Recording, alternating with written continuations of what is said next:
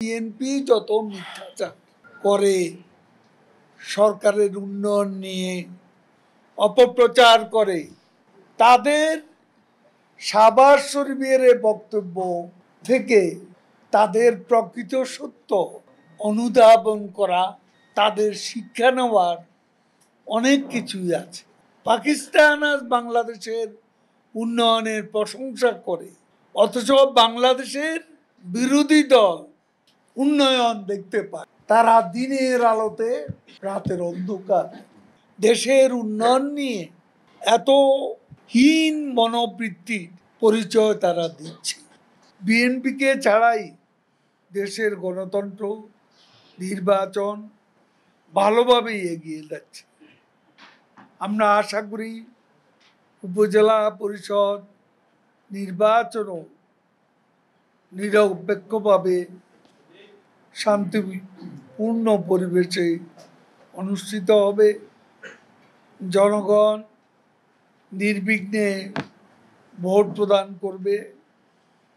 এখন বিএনপি যদি নিজেদের বোধের উদয় ঘটিয়ে নির্বাচন ও গণতন্ত্রের পথে ফিরে না আসে, তাহলে একসময় রাজনৈতিক দল হিসাবে তারা নিজেদের উপযোগিতা হারাবে এবং দামি রাজনৈতিক দল হিসাবেই তাদের পরিচয় আরো জোরালো।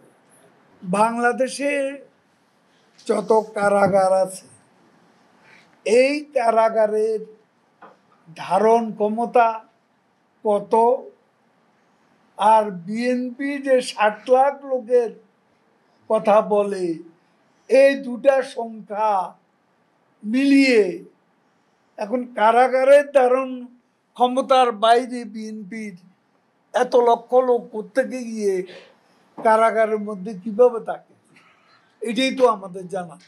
প্রত্যাহার করার এখনো সময় আছে, প্রত্যাহার করতে পারে যে কোনো সময়। দেখেন এন্ডটা দেখেন, তারপরে দলের ব্যাপারে দলের নির্দেশনা মান্য হলে যা হবার সময় মতো ব্যবস্থা নেওয়া হবে, এ কথা কিন্তু আমি বলেছি। সংঘাত আশঙ্কা হয়তো করতে পারেন, সংঘাত যাতে না হয় আমাদেরও দায়িত্ব আছে, আমরা আমাদের প্রয়াস অব্যাহত। সেই যুক্তরাষ্ট্র তাদের যে ফান্ড, কংগ্রেস থেকে যে ফান্ড, সেই ইসরায়েলের অংশটা অলরেডি তাদের দিয়ে দেওয়া, তার মানে যুদ্ধের উস্কানিতে সাহায্য করছে। আগে তারা নিজেরা ইসরায়েলের যে গণহত্যা, এই গণহত্যার ব্যাপারে মানবাধিকার লঙ্ঘনের যে নিকৃষ্টতম নমুনা, এর ব্যাপারে তারা তাদের অবস্থান পরিষ্কার, তারপর অন্যদেরকে হেদায়েত করতে।